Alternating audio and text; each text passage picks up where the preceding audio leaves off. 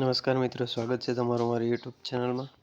તો મિત્રો, ઘણા મિત્રોની કમેન્ટ આવી રહી હતી કે માય રાશન એપ્લિકેશનમાં અકાઉન્ટ બનાવ્યા પછી એ અકાઉન્ટને ફરીથી ડિલીટ કેવી રીતે કરવું. તો આપણે આજે આ વિડીયોમાં શીખવાના છે. તો વિડીયો શરૂ કરતાં પહેલાં ચેનલ પર નવા હો અને ચેનલને સબસ્ક્રાઈબ ના કરી તો સબસ્ક્રાઈબ કરી દો, જેથી કરીને આવનારા તમામ નવા વિડીયોનું નોટિફિકેશન તમને મળતા રહે. તો સૌપ્રથમ તો તમારા મોબાઈલમાં માય રાશન એપ્લિકેશન ઓપન કરવાની છે. લોગિન ના કરેલું હોય તો લોગિન કરી લો.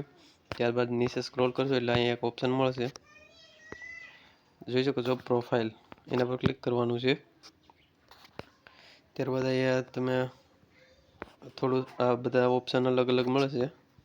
એમાં નીચે તમને એક ઓપ્શન મળશે જોવા, અકાઉન્ટ નિષ્ક્રિય કરો.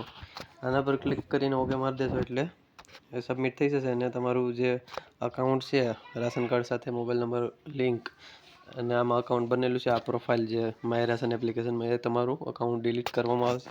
અને તમે જો ઈચ્છતા હોય તો બીજા નંબરથી અથવા બીજા કોઈ રાશન કાર્ડ નંબર તમે જે નંબર સાથે લિંક હતો તે નંબર સાથે બીજો રાશન પણ લિંક કરી શકો છો.